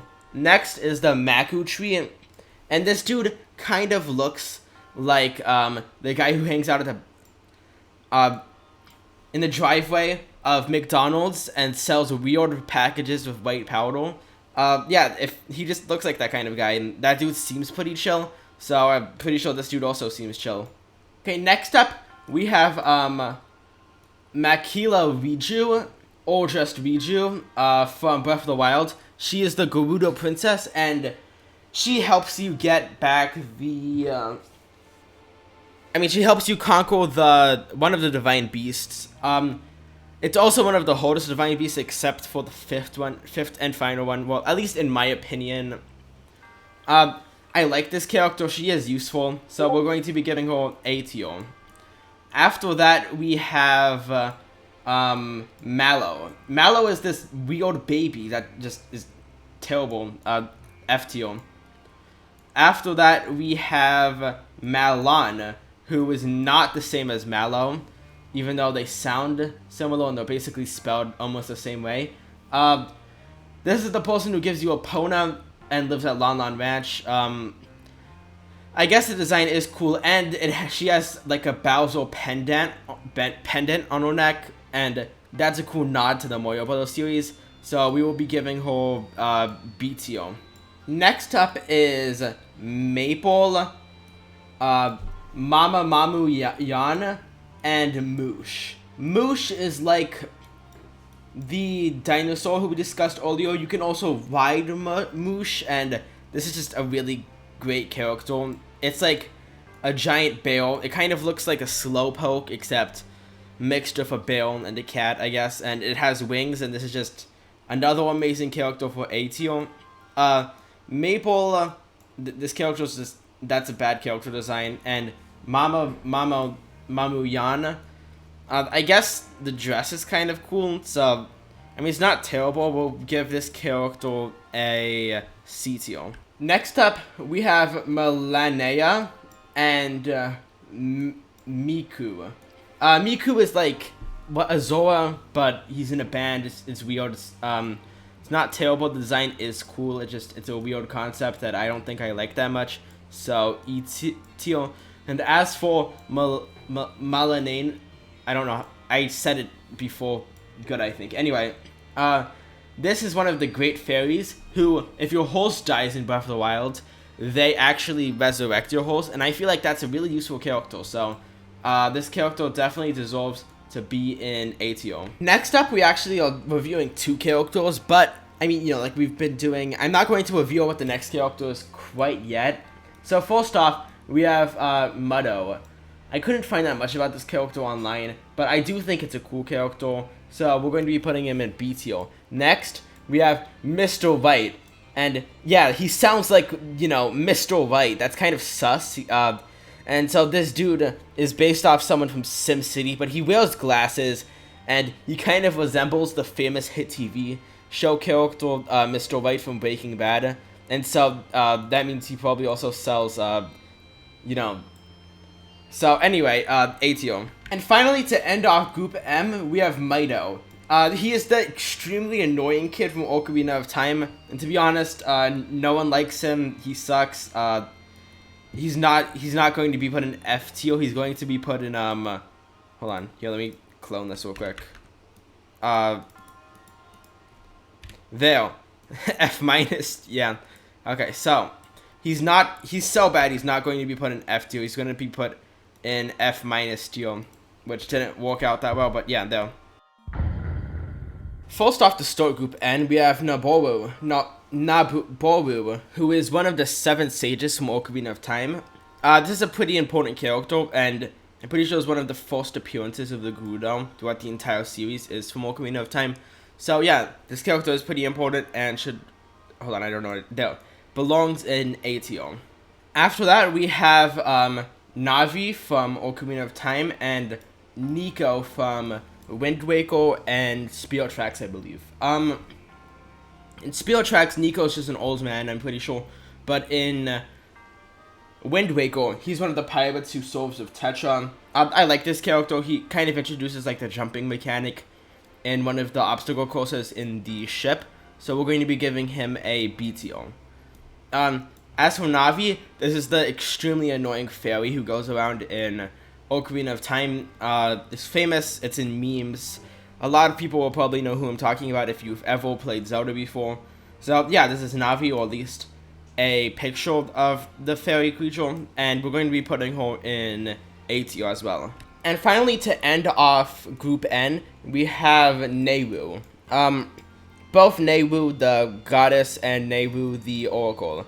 I don't really like this oracle that much. I mean, I guess the design is cool. It's not really like, you know, worth anything under, over C tier, so we're going to be putting on C tier. The goddess is one of the very strong ones. This one representing, I believe it was courage. I'm not sure which one now that I'm saying it out loud. I know the red one represented power. Actually, no, perhaps this one represented wisdom. That doesn't matter. Anyway, this character definitely also deserves a tier. To start off Group O, we have Octavio, and his name is just kind of ripped off from that character DJ Octavio from Splatoon 1, 2, and 3. I don't really like this character. He's kind of one of the main antagonists from Candace of Hyrule, and it's just kind of cringe. Like, look at it. So we're going to be giving this character a E tier. Next up is Odolwa, King Obi-Wan, which, not Obi-Wan, that's how you say it. I don't know why he's in Group O instead of Group K, but he is. And finally, the Old Man. Starting with the Old Man, he's from the original Zelda game. I'm pretty sure he's the one that gives you the sword, you know, the famous quote, "It's dangerous to go alone, take this." I feel like this is a good character, A tier. Next up is this one, who I will not pronounce again, because I don't think I did a good job doing it the first time. This character's kind of mid, so I also will be giving him an E tier. Finally, we have King Obi-Wan. I'm not saying that right, but this is from the Legend of Zelda TV show, and this character, again, I don't know that much about him, just going based off of design alone, we're going to be giving him A tier. Yeah. Next up, we have Onyx, Ook the Baboon, and Ordona. All of these are good characters. This one is an enemy from Oracle of Ages and Seasons, which can be seen by the little emblem and his art style in general. I like this character. Not enough for A tier, so we're going to be giving him B tier. Ook the Baboon, I don't know, also C tier. Ordona is another light spirit from Twilight Princess. However, he is not one of the goddess. He's not one of, like, the dragons from Skyward Sword. And so this makes him a pretty weak light spirit. So we're going to be giving him a D tier, because the design is still good, but it's, like, worse than the ones that are in tiers above him. Next up, we have Oku, if that's how you say it. Owen and Asfala. And quite honestly, we can make a deal. Right here, right now. That's right. We can. Give us all your stuff. We'll probably have to kill one of you, that's just the way it is, but then we can start moving forward on business. All you have to do is listen. Yeah. That deal's not gonna work for us.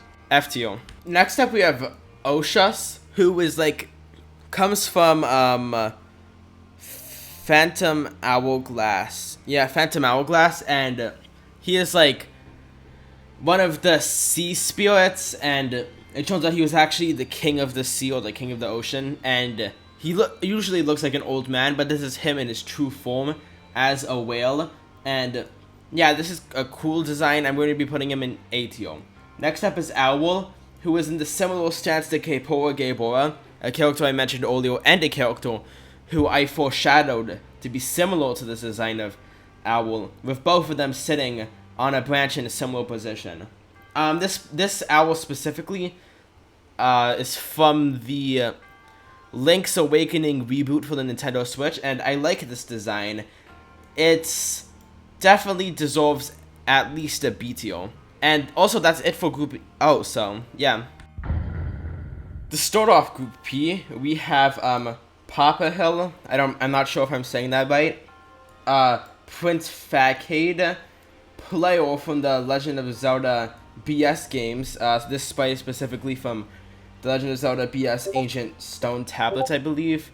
And we have Prince. I like these characters. Let's start with Papil. He is he's a father of 4 children, and Link's Awakening, despite as probably obvious, is the new Link's Awakening reboot for the Switch. That sprite. This character is pretty cool. We're going to be giving him a CTO. Next is Prince Facade, and I don't really know that much about this character, but he kind of just looks cringe. But he does have that cool pattern, and it kind of has like a little jewel like Princess Peach does. So we're going to be giving this character a B tier. Next up, we have the player from the Legend of Zelda BS games, and I really like this character. It's like a version of Link, but in the games they would take up like the avatar you selected. And anyway, I like this character, so A tier. And finally is Prince, who is another character from the Candace of Hyrule games, and honestly just a terrible character, F tier. Next up, we have Paya and Pelson from the Breath of the Wild. Pelson is a character from Terrytown. He's like a baby Goron, and this is a really cool design. I feel like he deserves A tier. Paya is cool, I guess. She's kind of just like a servant. She doesn't really do that much. She does talk a lot about Link in the secret diary entries, so that's a little weird. We're going to be giving her C tier.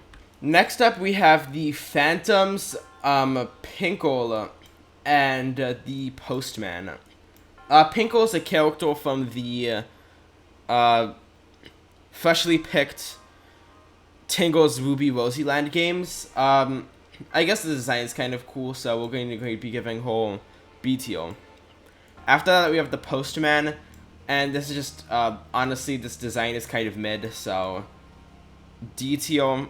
And then the Phantoms, who appear as an enemy in Phantom Hourglass, but Zelda possesses one, I want to say, in Spirit Tracks, and the design is really cool, and the Omo in Breath of the Wild is also good, so we're going to be giving this character A tier.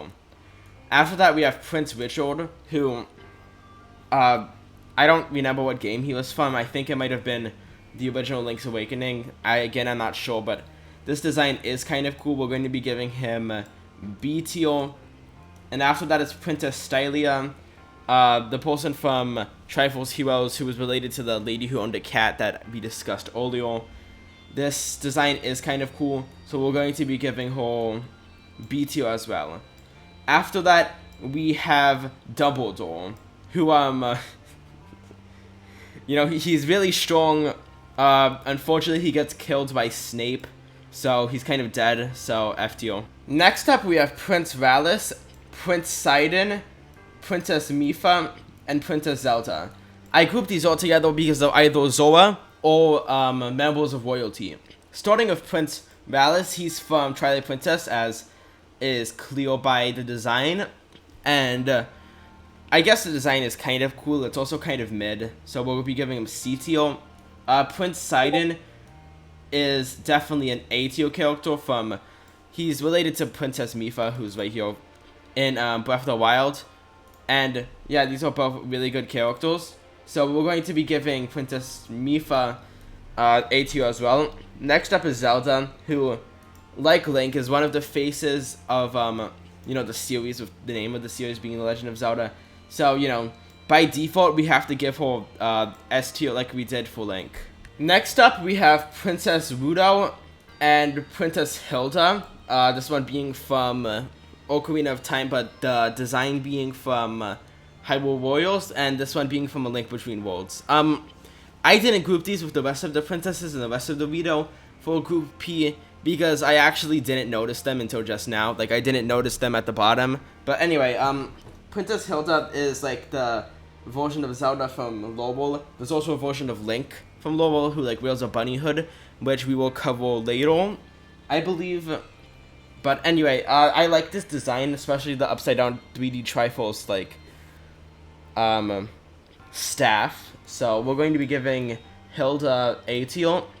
And as for this character, I guess it is a cool design, like with the earrings, but there's not that much to the design, so we would be giving her C tier.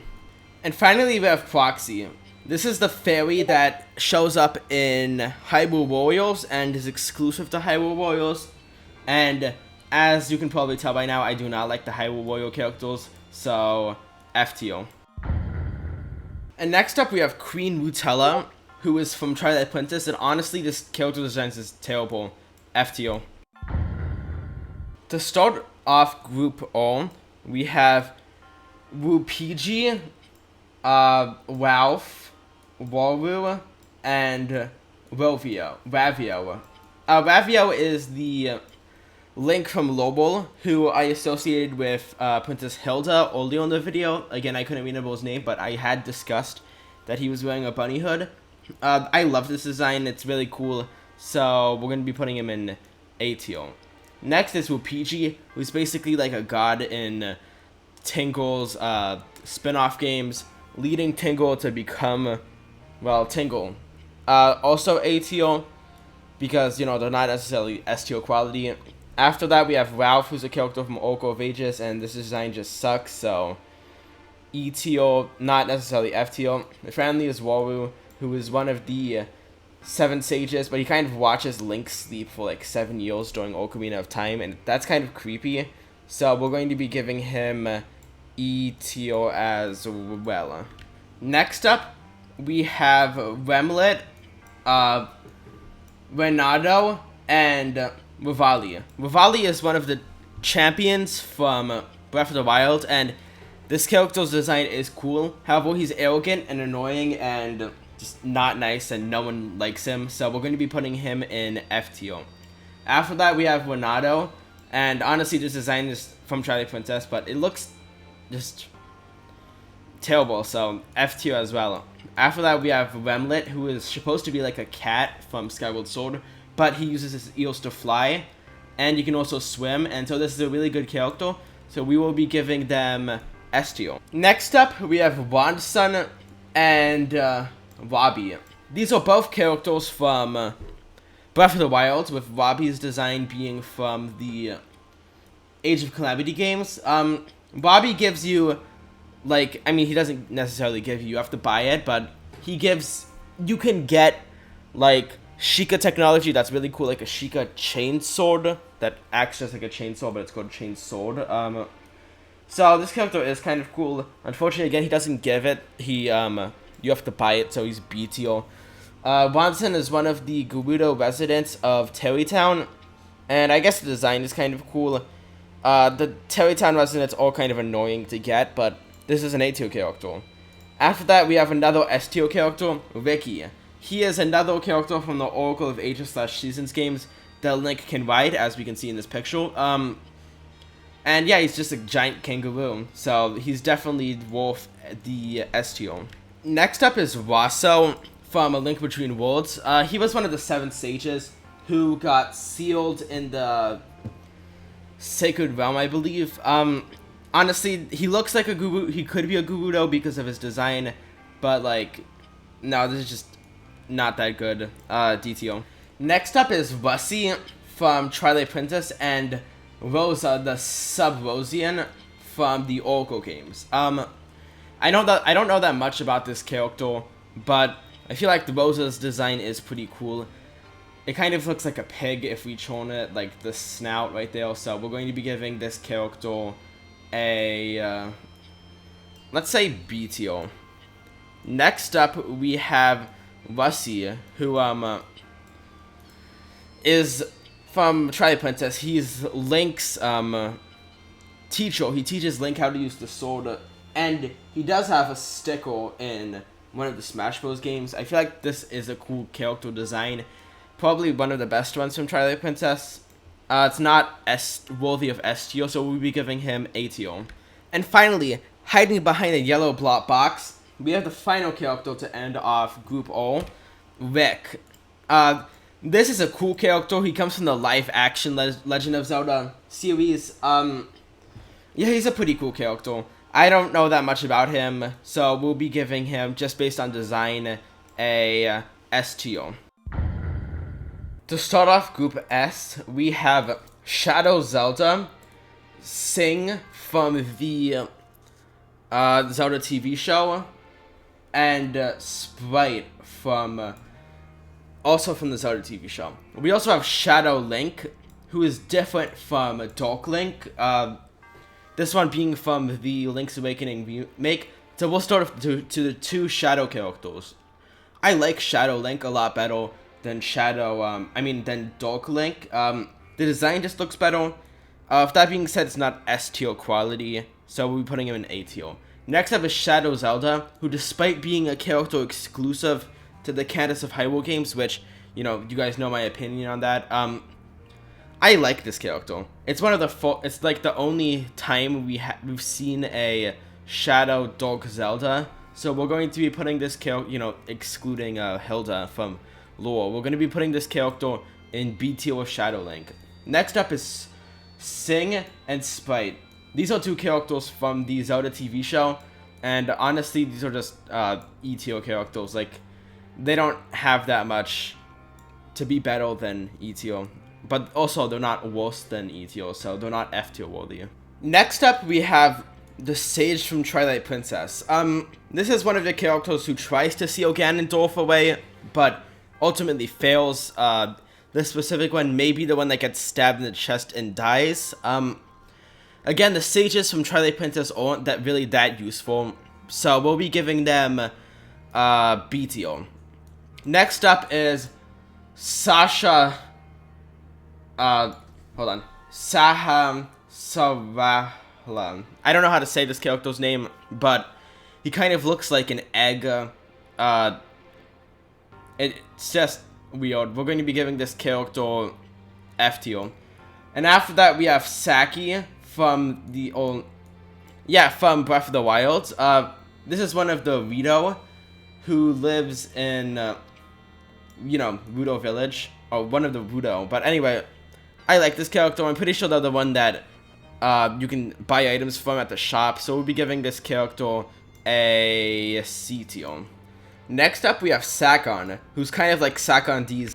Okay, guys, this is a speed round. Next up, we have Saria from Ocarina of Time. It's one of the... I forgot the name of the species, but she's like one of Link's friends. B tier. After that, we have Ceres, who... I don't know that much about this character, but the design is kind of cool, so we'll be giving this character a D tier because it's not better than those designs. And finally, we have Sheik, who comes from Ocarina of Time, but is really popular without the fan base. It's Zelda in Disguise, and this specific model is from Smash Bros. We'll be giving this character an A tier. Next up, we have Skull Kid, Suga, Style Champion, and Syrup the Witch. Starting with Syrup the Witch, she is from, I believe, A Link to the Past. Just on character design alone, I guess his character is pretty cool, so we'll be giving them B tier. Next up is Skull Kid, who is one of the main characters and main antagonists of Majora's Mask, who gets possessed by Majora, which is kind of sus. This kid is an orphan and has no friends, and so that's honestly just an L on his part, so we'll be giving this character a F tier. Next up is Suga. This character is specifically from the Age of Calamity games, and yeah, I guess the design is pretty cool. It was pretty intimidating playing Age of Calamity against this character, so we'll be giving this character a B tier. After that is Style Champion from Triforce Heroes, as we can see by the Link's wearing costumes. This is a mini boss, and I guess the design is cool, so we'll be giving them A tier. Starting off Group T, we have Tail, Tattle, like Tail Tattle, and we have Trail. All three of these are fairies. This one, not really looking like a fairy, and also being from the Candace of Hyrule games. So we're going to be giving this character an F tier. And since the last Candace of Hyrule character, I have looked at the gameplay of Candace of Hyrule, And honestly, it's kind of mid. I don't really like it that much. I mean, I might enjoy it more playing it myself rather than just watching someone else play it. But yeah, no. This was Tail, I believe. Both of these are from Joel's Mask, helping Skull Kid. This one's the evil one, I'm pretty sure, while this one is the one that goes with Link. Tail would also be an F tier. And honestly, Tail is just an F tier as well. Next up, we have Tetra, who's actually Zelda in disguise from Wind Waker. This has to be a at least B tier character. It's a really good. I don't know why I just keep opening that up, but it's a really good character. And yeah, after that we have Terrako, who is from the Age of Calamity games and is the Hellbringer Ganon, who we discussed earlier. Is the evil version of this Terrako. And anyway, this is like a Guardian, but better. It's nice, and I like the design. So we'll be giving this character A tier. After that, we have the 3 Golden Goddesses, aka the ones that made Hyrule. And these characters are just extremely strong, so we have to give this character an S tier. Next up, we have Talon, and Teba. Starting off with Teba, he is Rivali's heir from Breath of the Wild. He basically tries to learn the same tricks as Rivali to help Link, of course, but, you know, he is trying to copy Rivali, and as we discussed, Rivali is just terrible, so we'll be giving this character an F tier. After that, there's Tallow, who's just another annoying child, so we'll be giving this character another F tier. Finally, we have Talon, who is he's Malon's father. He's also wearing a Bowser pendant, so I like this character. We'll be giving them B tier. Next up, we have the King of Red Lions, Toon Zelda, Tingle, and Toon Link. Starting off with the King of Red Lions, he is the King of Hyrule, who we discussed earlier, the one from Twilight Princess. He turns into a boat, and in the King form, he doesn't do much except kind of commit suicide. But in the boat form, he is useful and is one of my favorite ways to travel throughout the Zelda series, so we'll be giving him a B tier. Next up is Tingle, who appears in multiple games, but he also appears in Wind Waker, which is why I'm listing him here. I like this character. He is related to Borgol, so we'll be giving this character an A tier. Next up is Toon Zelda, who appears in both Spirit Tracks and Phantom Hourglass, well, and Wind Waker. She is, as I said, Tetra turns into Toon Zelda. It's kind of like the, plot twist of the game. So this character will have to rank her the same as Tetra. And finally, we have Toon Link, who appears in multiple games, including Smash Bros., as we can see here. But he also appears in, some of the artwork for the games, for example, Minish Cap, even though he's not actually, like, in Toon form there. I like this character a lot. We're going to have to give him S tier since he is a variation of Link. Next up is Turlin, Thunderblade Ganon, and Trinrova. Trinrova is the 2 of Ganondorf's grandmothers who we discussed in Group K, Komake and Koteki, I believe their names were. This is their combined version, and so this character is of course stronger than both of them, being able to possess both fire and ice, both of those elements, so we'll have to give them A tier. After that is Tulin, who appears in Breath of the Wild as an annoying child, but also appears in Age of Calamity as, again, an annoying child, so we're going to have this character A tier. Finally is Thunderblight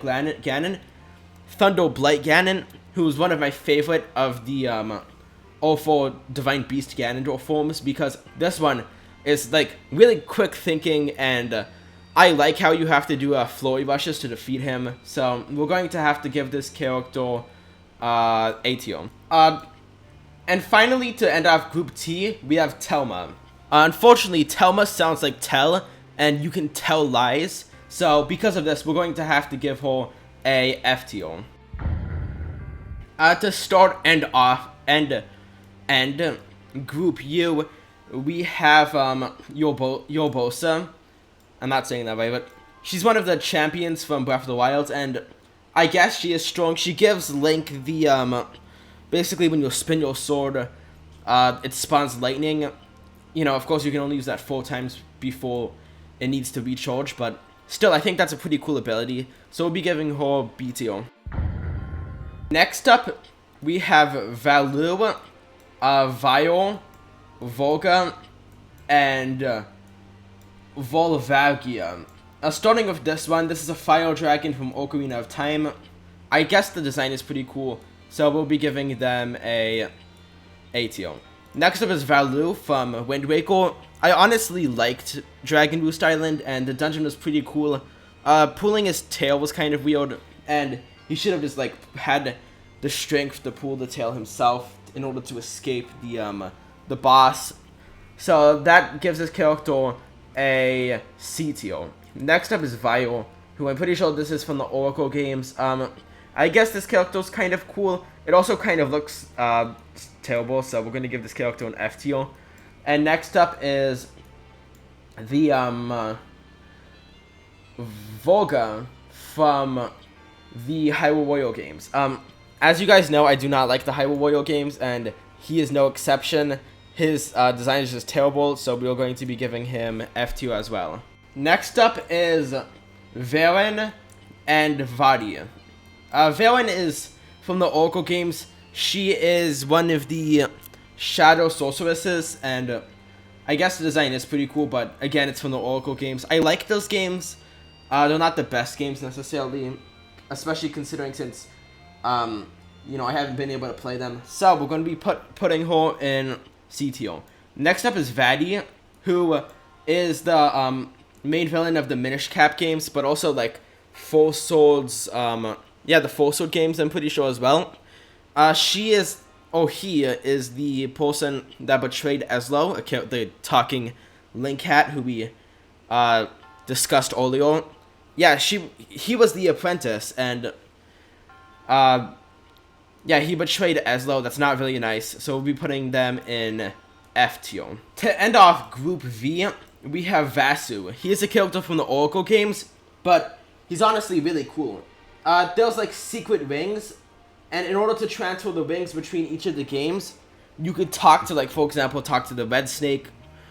He would give you a secret passcode, and then you would go into the counterpart game, for example, from Oracle of Ages to Oracle of Seasons, or from Oracle of Seasons to Oracle of Ages. Type in the secret passcode, and just transfer data between the two games. I feel like this is really cool, so we're going to be giving this character a tier as well. So, yeah. To start off Group W, we have Warmaster, Waterblight Ganon. I think this is another variation of Waterblight Ganon. Wait, no, this is Windblight Ganon. Okay, so Waterblight Ganon, Windblight Ganon, and the Windfish. Starting off with the Great Windfish, or just the Windfish. This is a character from Link's Awakening, and it's really just part of the dream world, but then exists not in the dream world. It's weird. We're going to be giving this character based on design. It looks cool, so I'd say BTO. Next is Warmaster from Triforce Heroes, who is an enemy. He kind of looks like he could be related to the Sheikah, considering it's a blue glow with the Sheikah eyeball. I like this character, so we'll be giving him ATO. Next up is the Windblight Ganon and Waterblight Ganon. These are actually my least favorite, my two least favorite Ganondorf forms in Breath of the Wild. With this one, requiring you to shoot him with a bow while riding tornadoes, and this one, you just have to like use Cryonis and stuff. They're both annoying. These are the sprites from, I want to say, Age of Calamity. So anyway, these characters are just going in F tier. Let me just resize them so that they fit in F tier. And yeah. And finally is Rizzo, who is another antagonist from the Hyrule Warriors franchise. Well, not franchise, more specifically just Hyrule Warriors and Hyrule Warriors Definitive Edition. This character, he controls like dark magic with rings or whatever. he doesn't really look like he should be a Zelda character. He looks more like a Sonic character. And again, he is from Hyrule Warriors, so we will be giving him F tier. To start off Group X, we have... Oh, wait, look! It's your dad. And he got the milk. Wow, great for you. Next up in Group Y, we have Yunobo. He is Daruk's ancestor from Breath of the Wild. This one also appears in Age of Calamity. I like this character. We're going to be giving him... let's say B tier. Next up is Yuga, who kidnaps people and puts them in paintings from A Link Between Worlds. We discussed this character briefly earlier. Yeah, she's the character that kidnaps as I just said, kidnaps people and put them in paintings. I like the design. I feel like the idea has already been used a few times, so we'll give this character C tier. After that, we have Yaivis. I don't know if that's how you say it, but this character is from the Candace of Hyrule games, and I do not really like this character that much, so we'll be giving them F tier. Finally, we have Young Link, who is a variation of Link. Perhaps one of the strongest besides Toon Link. I'd say second strongest, at least in Smash Bros. He has the fire arrows. He is a variation of Link, so we're going to have to put him in S tier. Next up in Group Z, we have Zora Link.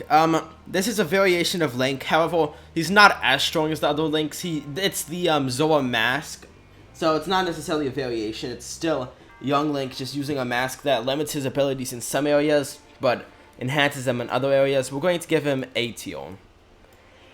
After that, we have Zelda, who I just realized we already listed as Princess Zelda, so we're going to delete her from reality. Next up is Zant, who we discussed before, I believe. He is one of the main antagonists in Twilight Princess, and unlike the designs of the other characters, I really like this one. He aided Ganondorf until he got betrayed by Ganon, I'm pretty sure. And then, at the end of Twilight Princess, he kind of snapped Ganon's neck, so that was kind of creepy. But he is a good character, so we're going to give him A tier as well. And finally, we have the Zora Shopkeeper from, I don't remember which game. It looks like it could be either Majora's Mask or Ocarina of Time. But, as we can see here, he's selling one of the variants of the Hylian Shield, and this is a cool character. Unfortunately, it's not S tier quality, so it will have to be A tier quality as well. And here we are. Welcome to the S tier Royale roster. I've taken every S tier character that we've listed, and we're going to pit them all against each other in the Hunger Games. So if you guys are ready, let's get into it. And here we are in the Hunger Games. We couldn't use pictures, there was an issue with that. However, we have all the characters loaded in, so let's go. As the tributes stand on their podiums, the horn sounds. Bones and Rick fight for a bag. Rick gives up and retreats. Fire runs away from the cornucopia. Zelda takes a sickle. Andrew's grandmother snatches a pair of sayas. I don't know what that means, but yeah. The moon runs away. Link finds a bow, arrows, and a quiver, which actually fits for him. The Bombers' secret Society of Justice, and the Bokoblin fights for a bag. I forgot to include, we didn't have enough S tier characters, so I had to add some Bokoblins. So if the Bokoblins end up winning, we're going to have to take the, whoever out of our S tier characters, survives the longest. So anyway, the Fierce Deity takes a spear. Bokoblin also snatches a pair of sayas. Madame Meow Meow runs away. The three golden goddesses run away.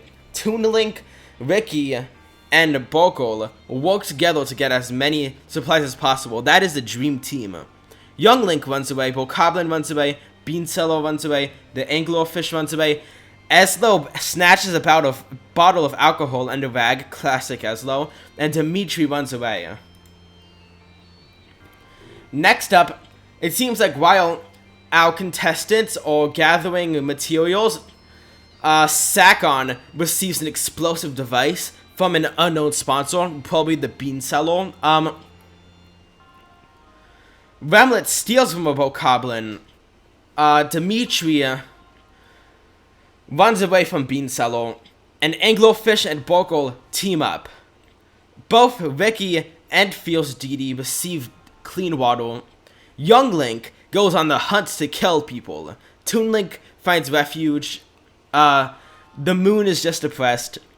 Link finds water. Rick Grimes kills a bokoblin. Fire and Zelda also go on a hunt to kill others. Madame Meow Meow finds water. Bones receives food.